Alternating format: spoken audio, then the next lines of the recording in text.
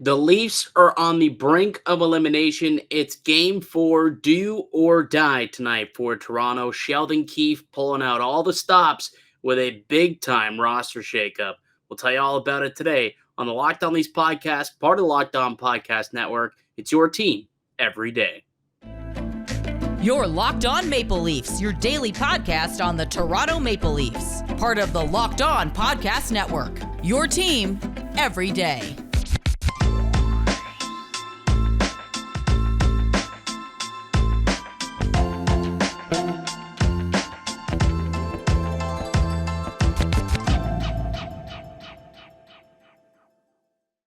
Hello and welcome into the May 10th edition of the Locked On Leafs podcast, your one-stop shop for all things Leafs. I'm your host, Mike DiStefano from TSN 1050 Toronto Radio, also known as Al's brother on TSN's Overdrive and TSN 1050's Leafs Lunch. Joining me, it's my co-host, Dave Morassutti from Sportsnet, also a writer for the NHLPA.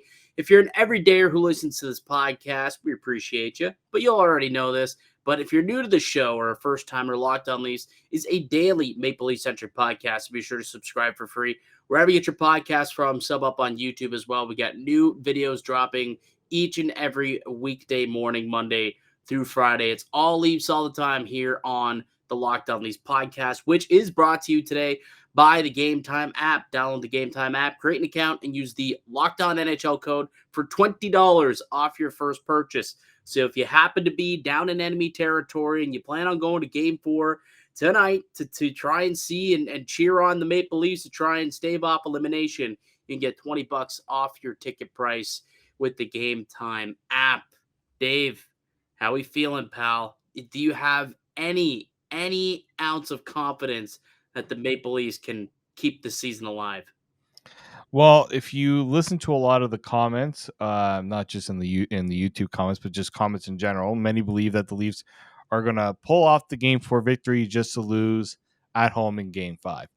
It would be very much a Leaf thing to do to win Game 4 and then to lose the next game. But you kind of hear everybody talking about how improbable it is to pull off the 3-0 deficit and come back from it.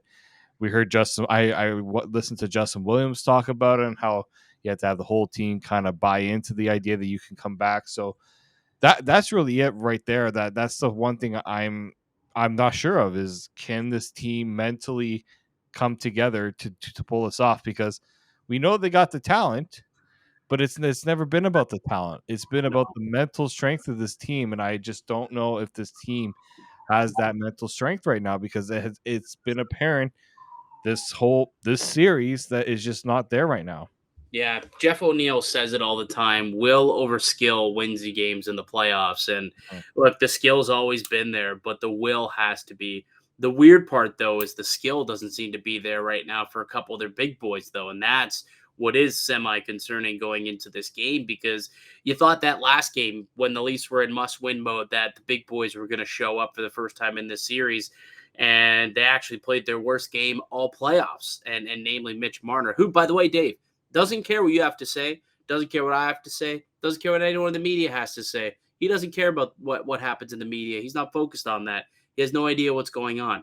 Seems to always know that stuff's being said, but doesn't take it into account and doesn't care what we have to say.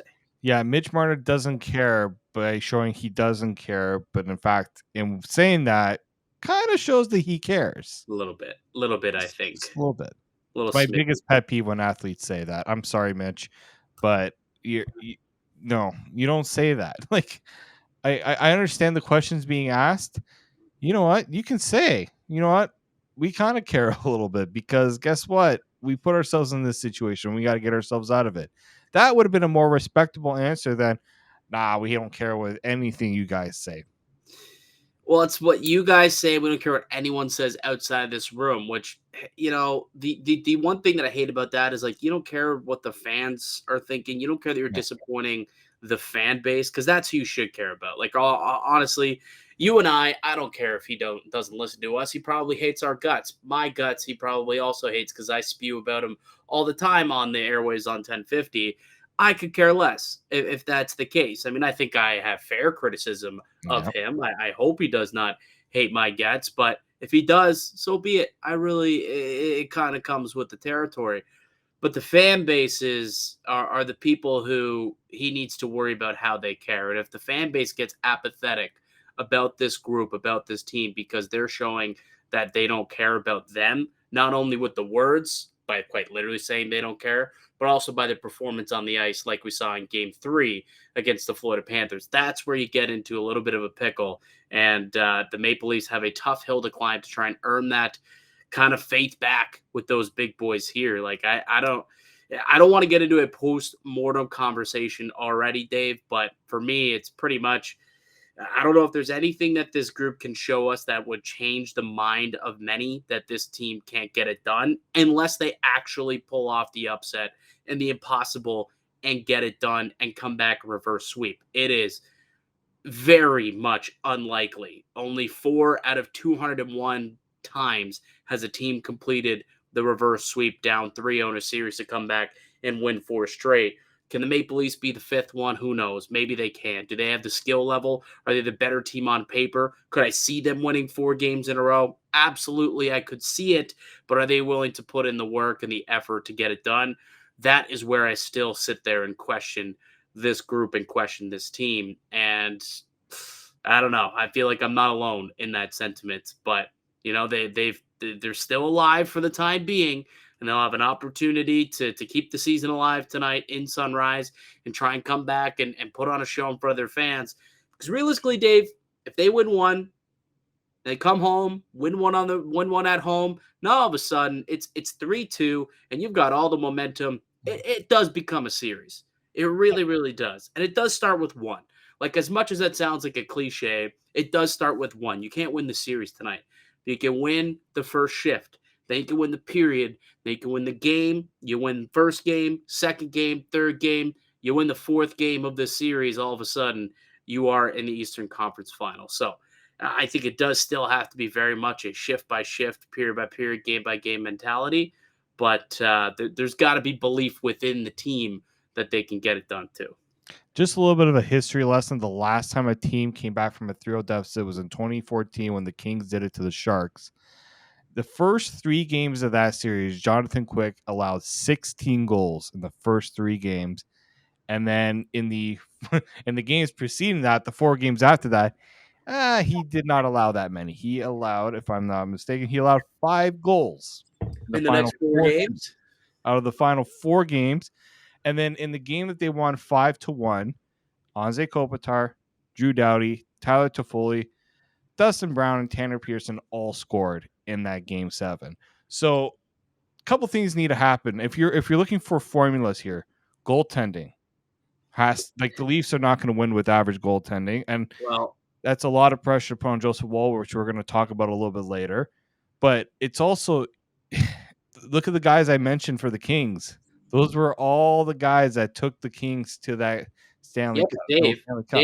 Dave, if you're taking individually those players on paper, would you not rather have individually Marner, Matthews, Tavares, O'Reilly, Nylander, Riley? Like, would you not rather have that group of players? Yeah, as a group, definitely. Like, individually, as a group, that's a question mark, because a group, they've done nothing. As a collection of talent, yes, I would take that collection of talent. Right. But so that just goes to say they can do it. They have the skill level to pull this off, but do they have the will? Again, will over skill gets it done in the playoffs. And that's where the big question mark lies. They haven't showed us yet, especially in this series, that they have the will to really put their bodies on the line and take that hit to make that play. Go out there and forecheck hard, pedal to the metal 110% every single shift. Because at this point, season's on the line. It's go time. You can't leave anything out there tonight or Friday or Game 6 or Game 7 if it gets that far. From here on out, there is zero margin for error. Not little to slim. Zero margin for error. You lose a game, you're out of the playoffs. You're done. Season's over, and there's sweeping changes coming in Toronto. So tonight's going to definitely be a pressure packed situation. They didn't come through in a pressure packed situation in game three. We'll see if they can right those wrongs here in game four. Before we continue, we're going to go through the massive changes to the lineup in just a moment here. You did mention that goaltending is going to be a big situation going forward, and they're going to have to get quality goaltending. Well, it's not going to be from Samsonov, who remains day to day, will not start tomorrow. Joseph Wall gets the net for the Toronto Maple Leafs. Funny enough, also worth noting that Sheldon Keefe said never even a thought to start Matt Murray, which I was a little worried about it. I'll be honest. I was a little bit worried just based on the fact that that guy seems to have 9 lives, just like Justin Hall with this organization. But I think they made the right call. So Joe Wall, rookie, but he's going to have a big time opportunity to help get this team off the mat. And we'll see what he can do tonight. On the other side, Dave, let's get into the sweeping changes on the blue line. Also, the top 6 gets a little bit of a shakeup as well ahead of this game. But before we get into all that, how about you tell us about one of our show sponsors today, Indeed? Yep, because there is no I in team, but there is one in Indeed. And that's the hiring platform you need to build yours. When you're hiring, you need Indeed. Indeed is the hiring platform where you can attract, interview, and hire all in one place. Instead of spending hours on multiple job sites searching for candidates with the right skills, Indeed's a powerful hiring platform that can help you do it all. They streamline hiring with powerful tools that find you matched candidates. With Instant Match, your over 80% of employers get quality candidates whose resumes on Indeed match their job description the moment they sponsor a job, according to Indeed data in the US. And of course, candidates you invite to apply are 3 times more likely to apply to your job than candidates who only see it in search, according to Indeed's US data. They get one step closer to the hire by immediately matching you with quality candidates. Even better, Indeed's the only job site where you only pay for applications that meet your must-have requirements. Indeed is an unbelievably powerful hiring platform, delivering one of the 4 more times the hires than any other job sites combined, according to Talent Nest back in 2019. Join more than 3 million businesses worldwide that use Indeed to hire great talent. Start hiring now with a $75 sponsored job credit to upgrade your post at Indeed.com/locked-on. Offer good for a limited time, so make sure you claim that $75 credit now at Indeed.com/locked on. Terms and conditions apply. Need to hire? You need Indeed. Welcome back into the Locked On These podcast. It's Mike DiStefano and Dave Morassutti, your hosts here on the Locked On These podcast. Thank you so much to our everydayers. You know who you are, who join us each and every morning. If you're new to the podcast, we also appreciate you giving us a chance. We've gotten a lot of new subscribers over the course of this playoff run. Hopefully you've enjoyed the content and will continue to enjoy what we put out here. And tonight, I guess, is probably the most important game that we could potentially preview based on the nature that it's quite literally a do or die situation for the Toronto Maple Leafs. And I'm curious, Dave, because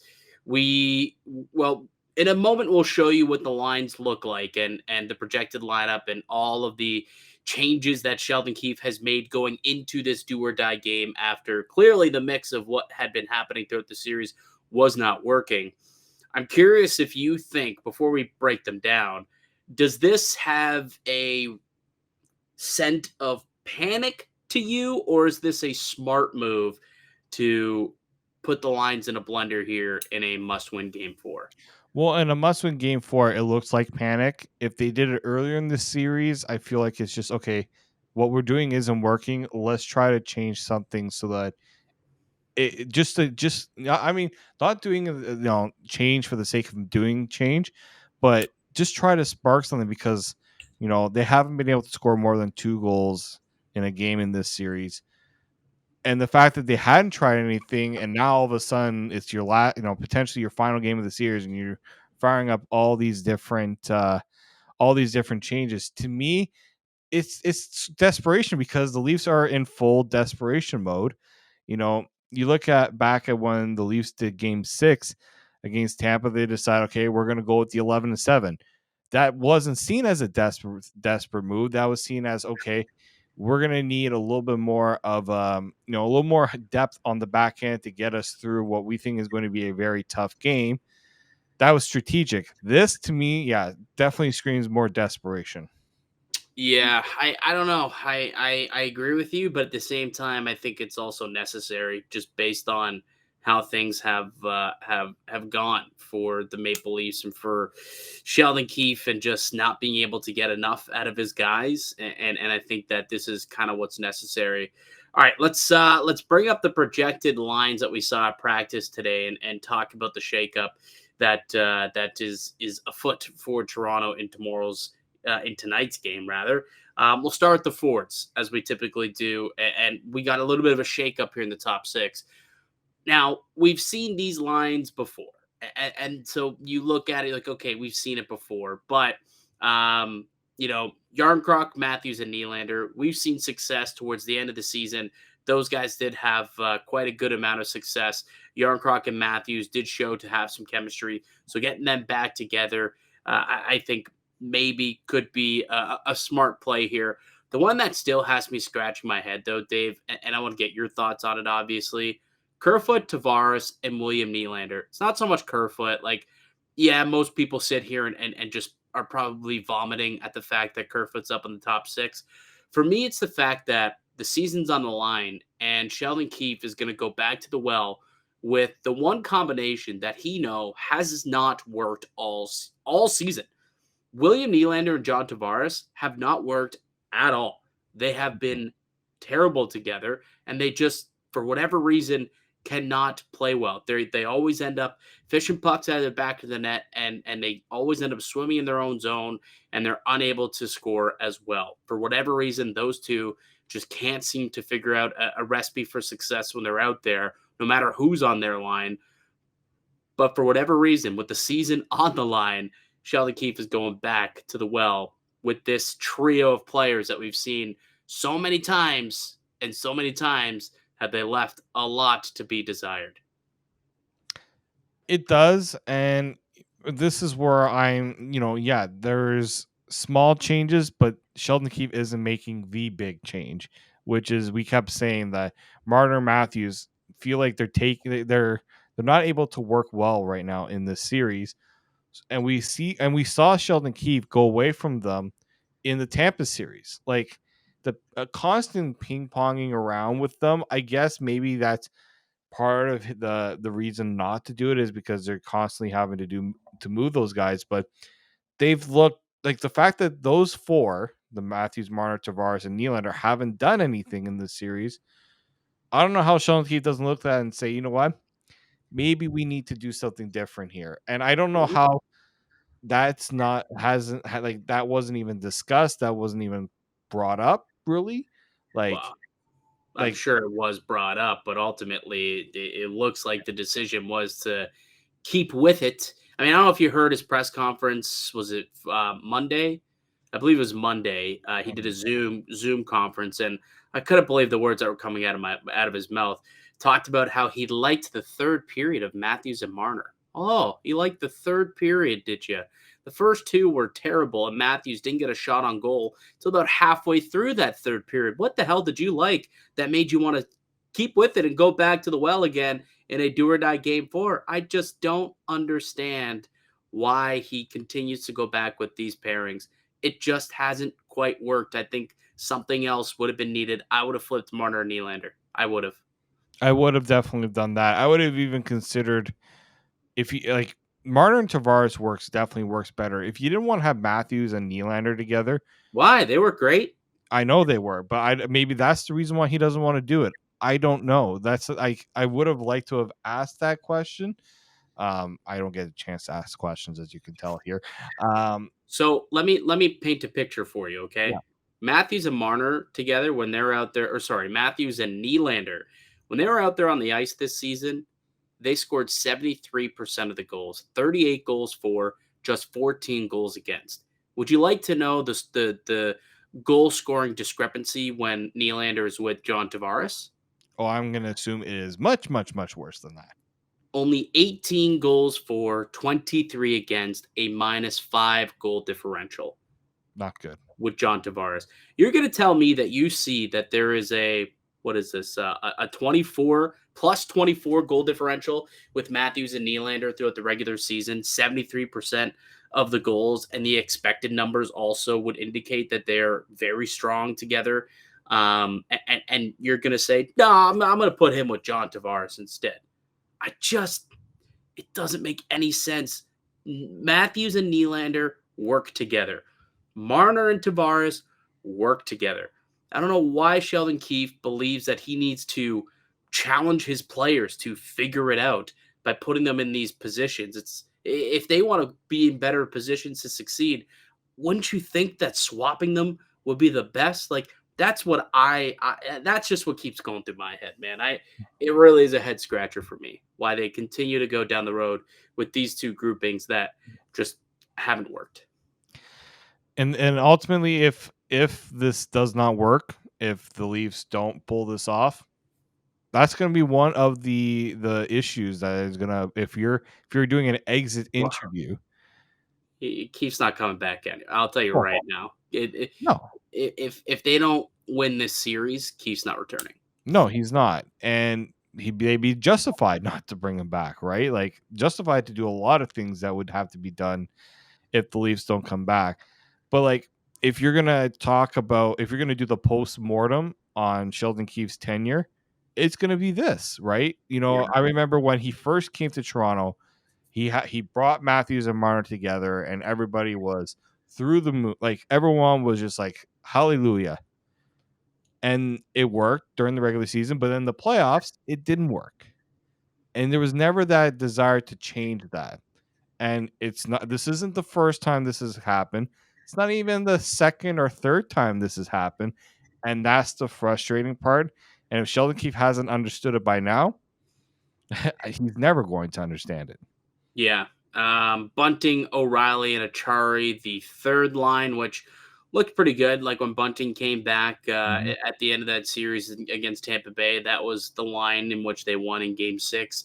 And then Zach Aston-Reese checks back in with David Kampf and Sam Lafferty. Hopefully he can keep up with those two, and Kampf and Lafferty can continue to have the solid game that they had in Game 3. Now, they can't be the best players on the ice because that clearly would mean bad things again for the Maple Leafs.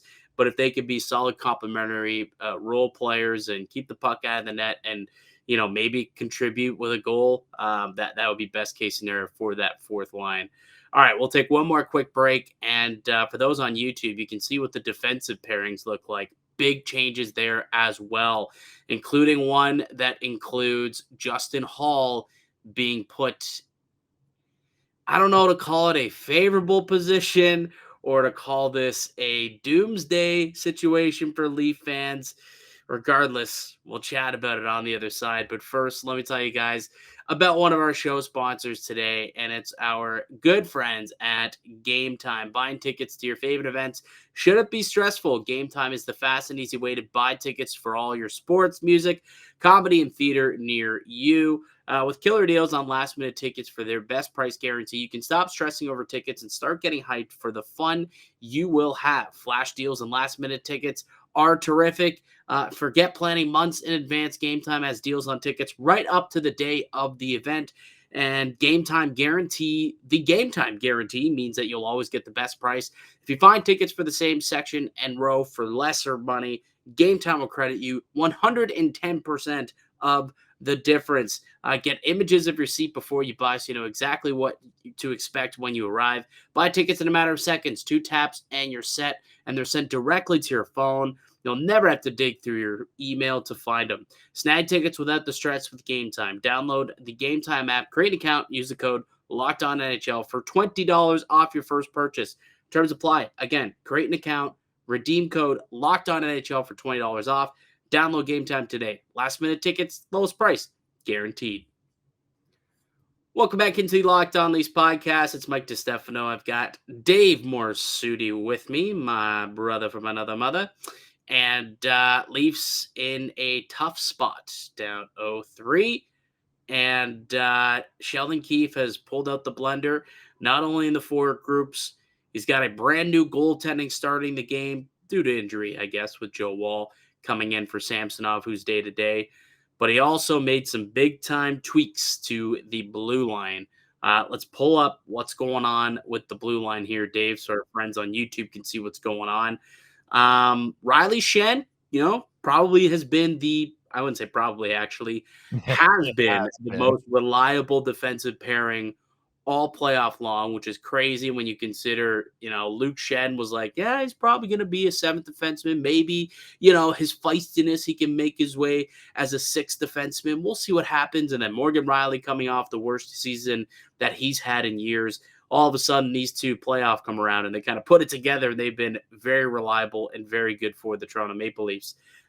Brodie McCabe, however, we talked yesterday about how brutal that pairing has been. They've been on the ice for 6 of the 10 goals against in this entire series. McCabe himself has been on the ice for 8 of the 10 goals in this series. So it just was not working. Sheldon Keefe realized this as well. So Marner's not listening, but maybe Keefe's listening if he heard a little stat pack we threw out in yesterday's podcast. He's broken up that top pair. Brodie and McCabe no longer together as a shutdown unit. Justin Hall moving up and will be on a pair with TJ Brodie, who moves over to the left side. So TJ Brodie, Justin Hall as your second pair, presumably will be their shutdown pairing in tonight's do or die season on the line game. Dave, your thoughts?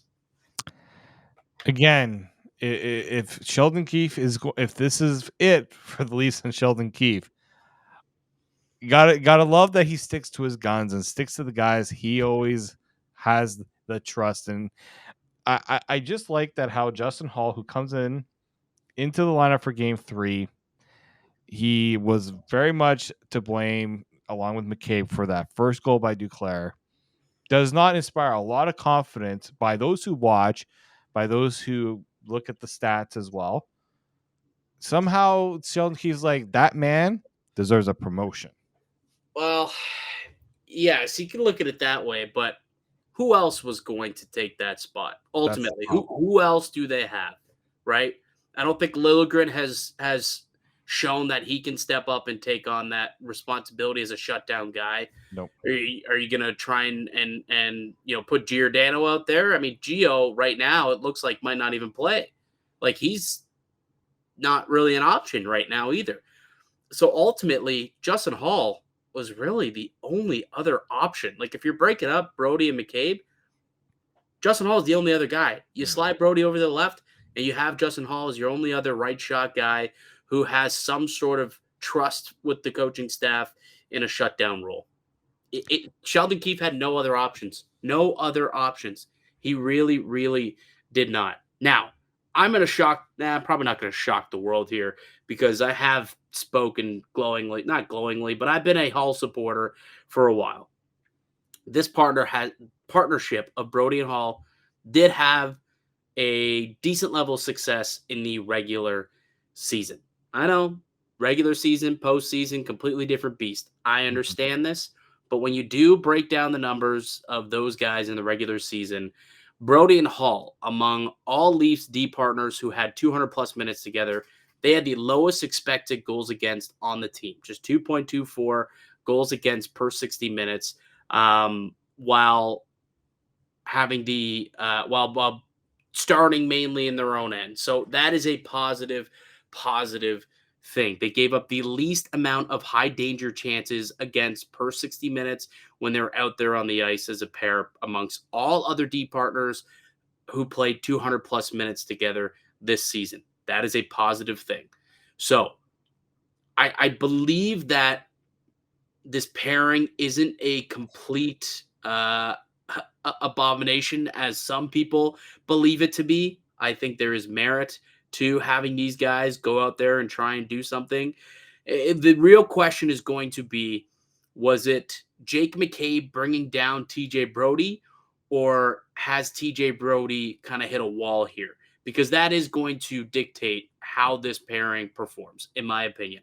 Because if it was just McCabe who was putting Brodie in bad spots, all right, McCabe's gone. Now, is Hall going to make better reads and better plays? Who knows?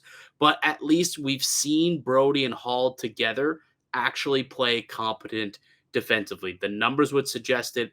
They've won 54% of their shifts when they're out there together, 54% expected goals when they're out there on the ice. So I will at least say that the underlying numbers suggest that Brodie and Hall have 1 minutes and have been reliable in their own end. They don't give up a whole lot of high danger chances, and we'll see what happens. Yeah. But that's what the numbers suggest. I mean, the numbers do suggest it. We've also seen the numbers suggest a lot of things, and it hasn't really come to fruition for the Leafs. So, I mean, yeah, you pretty much put the nail, on the head there when you said that the Leafs really just don't have the options, right? You're not going to put Eric Gustafsson in the top 4. No. And it just goes to show, and I don't like, I'm not making an excuse whatsoever with this statement, but how much different this blue line looks if Jake Muzzin is healthy and playing, because we know how good, like, Brodie and Muzzin were really good in the playoffs last year together. The Leafs not having that really does, like, they brought in Jake McCabe to replace Jake Muzzin, and it's becoming a little more apparent that Jake McCabe has those qualities, but he's just not Jake Muzzin. Yeah. Right. And so, like, I do think that this was something that was coming. They should have tried it in game 3 a little bit, just to see. I think they probably did a little bit, but it should have come a little bit earlier, because now you're just kind of trying to throw something on the wall and see if it sticks. I would also anticipate some in-game situations where we see Riley and Brodie together as well. Like, I think that we'll see Riley and Brodie get relied on. They'll probably play a lot and often find themselves on a pairing together. So I think that's possible as well. So it's not just going to be Hall and Brodie, and it's not going to be Luke Schenn and Morgan Riley. So, like, those guys, Schenn and Hall, aren't going to be relied on to play 20 plus minutes. They'll probably lessen those by giving Riley and Brodie some shifts together as well. I'll say that. I would anticipate that to also be the case, for 6 or 7 shifts, 4 or 5 shifts throughout the game. We'll see how it kind of plays out, obviously. But yeah, so that's pretty big changes to make when your back's up against the wall. But honestly, what else can he do? Like, they've lost 3 in a row here. Clearly, the lineup that they were rolling with, what wasn't working, especially on the blue line. He had to make changes, and I think this is the forward grouping. I do have a bit of an issue with the Marner and Nylander. We talked about that a lot, but defensively, I don't know if there really was anything else that he could have done. I think this is pretty much, I probably would have done the same thing defensively. Yeah, I mean, I suggested maybe putting Riley and Brodie together, but maybe Sheldon Keefe is saying we got to get TJ Brodie on his strong side and not play him on the right side anymore. That could have been the reason. And God, I just think they need those two. They need 2 good pairings. I think like that. It's a deep Florida team, right? Like, they're proven that they've got someone against the Kachuk line and someone against the Barkov line. And that third line's put in work too. So it's not like that's been a cakewalk. That Anton Lundell line with Lou Sarinen and Sammy Reinhart, I mean, they've come up with some big clutch goals for this team as well. So they can roll 3 lines deep with the best of them. So you want to make sure that I think you have one of those guys on different lines. So now you've got Riley, Brodie, and McCabe all on different lines. You've got Schenn, Hall, and McCabe on different lines. Those guys can represent a little bit of size, I suppose. Hall, questionable, but we're not going to go too deep into that one. So we'll see. We'll see what happens. It's must win. It's go time. It's time to figure out what this team is made of. Because if things don't go well tonight, Dave, tomorrow's show won't be good. Won't be good. No, it won't be good, and I'm not even don't want to get into that mindset right now because it hasn't happened yet. So let's not manifest that right now. Yeah, let's not. Let's just hope that they can go out, keep the season alive, get another game Friday. Maybe they can win that one. Because if I honestly believe this, Dave, you let me know if I'm crazy. But I think either this team, the Maple Leafs, are either getting swept or they're going to complete the reverse sweep. I don't think there's any in between. I truly do not think there's any in between. I think they either are they're done, they're swept tomorrow, they'll fold up like a cheap chair, and that's it, that's over. Massive changes in the offseason will be made, and this will be a completely different organization, a different looking team come puck drop next year. Or they find a way to win tomorrow, they find a way to win on Friday, and they keep rolling it over, and somehow, some way, they're representing the Atlantic in the Eastern Conference Final. One of those two, I believe, are going to happen. You want to know why, Dave? Because the Maple Leafs don't have a B game or a C game. It's either all gas, no breaks. They're an A-plus, great team, put on great performance, or they're complete tire fires. So they're either going to completely fold up tomorrow, or they're going to put a pedal to the metal and go on a run that has only been seen 4 other times and complete the reverse sweep. That is honestly how I feel. Those are the only two outcomes. Only two outcomes. And Florida knows where the Leafs are most vulnerable. Rookie goaltender, most pressure probably on really at this point. They have the leeway that if maybe they don't have their best game, they still got 3 more kicks to the can to try to win the series. Yep. And they have looked the better team for the majority of this series. Like, they have no reason to not be confident right now. Yep, absolutely. Absolutely. So we'll see how it goes. We will see how it goes, and we will reconvene tomorrow after the game, David. That'll do it for us here today on the podcast. I'd like to thank you all for listening and supporting the show. You can subscribe to the Locked On Leafs podcast on all podcasts and platforms and receive daily Leafs content. Follow myself on Twitter at Mickey_Canuck, at D_Morassutti. Also follow the show at Locked On Leafs. Go ahead, leave a thumbs up on the video if you're watching on YouTube. Comment down below. Are the Maple Leafs going to get it done? Do they get it done tonight and keep the season alive? Or is it over? And if it is, what's next? What's happening with this team? Let us know in the comment section down below or on Twitter. We'll be back with another episode tomorrow.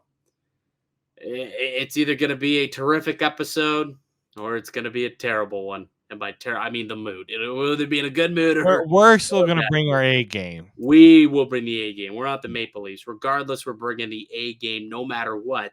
Whether we're bringing it with anger or bringing it with joy, an A game will be brought tomorrow for the show. But until then, keep it locked right here on Locked On Leafs.